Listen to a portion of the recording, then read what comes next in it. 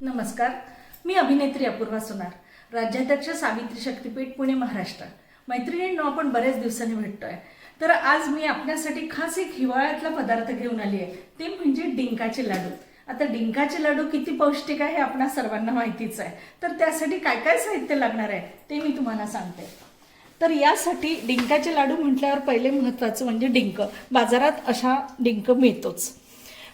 ही आहे खारीकची पावडर, तर ही सुद्धा बाजारात रेडीमेड पावडर फॉर्ममध्ये मिळते। हे अंजीर आहे, हे बारीक करता येणार नाही तर हे मी विळीवर किंवा सुरीने बारीक बारीक कापून घेतलेले आहेत। हे अक्रोडचं पावडर आहे, हे बदामाचं पावडर आहे, हे पिठी साखर आहे, हे किसमिस, ही गोडंबी ही पण बारीक करून घेतलेली आहे, आणि काजूची पावडर, आणि हा मैत्रिणींनो मखाना आहे। असा असतो हा पण थोडासा ड्राय भाजून घ्यायचा, काही वेळाने तो कडक होतो आणि त्यानंतर पावडर केली। हा अतिशय पौष्टिक असतो, त्यामुळे आपण ह्या लाडूमध्ये हा वापरू शकतो। मी थोडा तळून घेतलेला आहे, पुन्हा आता तुम्हाला दाखवण्यासाठी तूप कडक तापवून घेतलेला आहे, आणि हा असा थोडा थोडा टाकून हा तळून घ्यायचा आहे आपल्याला। अशा पद्धतीने आपण पूर्ण तळून घेणार आहोत।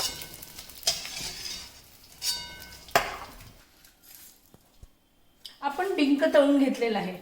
आता आपण ह्याच उरलेल्या तुपामध्ये हे जे पदार्थ आहे, म्हणजे आता ही अक्रोडची पावडर, बदामची पावडर, हा मखाना, ही आपली गोडंबीची पावडर, आणि ही काजूची पावडर। आता यामध्ये फक्त आपण ही किसमिस आणि हे अंजीरची पावडर, अंजीरचे पीस घातलेले नाहीये। हे छान खमंग आपण भाजून घेऊया। यामध्ये मैत्रिणींनो, आपल्याला आवडीपेक्षा आपल्या घरात जे उपलब्ध आहे ते टाकलं तरीही चालेल। यामध्ये तुम्ही नारळाचं हे किस पण टाकू शकता, पिस्ता पण टाकू शकता, जे जे तुम्हाला आवडत असेल ते टाका। ड्रायफ्रुट्स कुठलेही चालतातच। माझ्याकडे किसमिस पावडर नसल्यामुळे मी काही वापरलं, तर हा असा आपण खमंग भाजून बघा, मगापेक्षा याचा थोडासा कलर पण बदललेला आहे। आता इथे आपण गॅस बंद करू, आणि ह्यामध्ये आपण अंजीरचे पीस करून ठेवलेले होते बारीक बारीक, ते टाकून घेऊ। किसमिस टाकू, हे आपण खारीकचं पावडर घेतलेलं आहे ते पण टाकून घेऊ। सध्या साखर असू देऊ, आणि नंतर यामध्ये हे बारीक आपण जो छान तळून घेतलेला आहे हा पण घेऊ।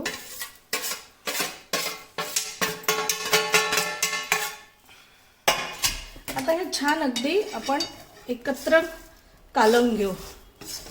आता ह्यामध्ये आपण असे सुद्धा लाडू बांधू शकतो, ह्यामध्ये पिठी साखर घालून, पण काय होतं, यामध्ये जरा जास्त तूप घालावं लागतं जर अशा फॉर्ममध्ये आपण लाडू बांधले तर।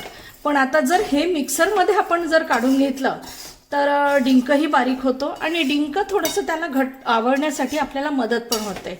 म्हणून आपण हे मिक्सरमधून एकदा काढून घेऊ, म्हणजे कमी तूप तूप जास्त न लागता कमी तुपामध्ये छान लाडू व्हायला जातात। तर आता मी हे पूर्ण एकत्र करून घेतले, आणि आपण हे पूर्ण मिक्सरमधून काढून घेऊ। हे आपण असे, हे बघा छान अगदी बारीक झालेला आहे। आता लाडू, आता याच्यामध्ये आपण साखर घातलेली नाही, असा सुद्धा लाडू व्हायला जातो, आणि हे गोड पण लागतात कारण ह्यामध्ये आपण खारीकचं पावडर घातलेलं आहे, आणि साखर सुद्धा घालून मी पूर्ण केलेले नाही आहेत, आपण थोडे करून घेऊ आधी। यामध्ये साखर खूप टाकण्याची गरज नाही आहे।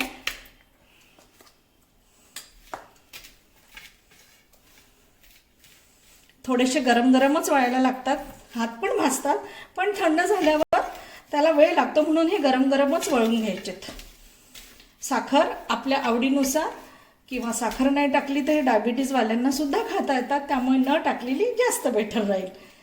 हे बघा, काहीच त्रास होत नाही, छान लाडू व्हायला जातात आहे, आणि आपले छान डिंकाचे लाडू अगदी कमी वेळात, जर आपली पूर्वतयारी आधी झालेली असेल तर लाडू वळायला किंवा कुठलाही पदार्थ करायला अजिबात वेळ लागत नाही। म्हणून पूर्वतयारी आधी करून घ्यायची, आणि मग पूर्ण तयारी झाली की मग पदार्थ करायला घ्यायचा।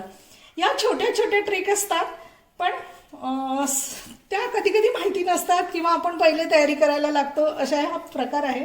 तर बघा मैत्रिणींनो, अतिशय छान टेस्टी असे हे लाडू आहेत, मी तुमच्या समोरच केलेत बघा।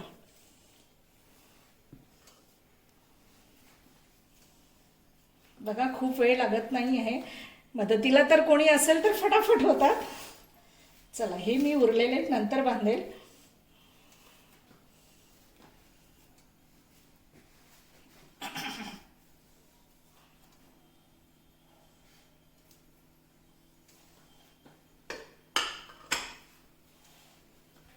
बघा मैत्रिणींनो, सोपा आणि छान फास्ट होणारा हा पदार्थ आहे. आणि विशेष म्हणजे शक्तिवर्धक आणि पौष्टिक असे हे लाडू, डिंकाचे लाडू आपणा सर्वांसाठी तयार आहे. तुम्ही पण करून बघा.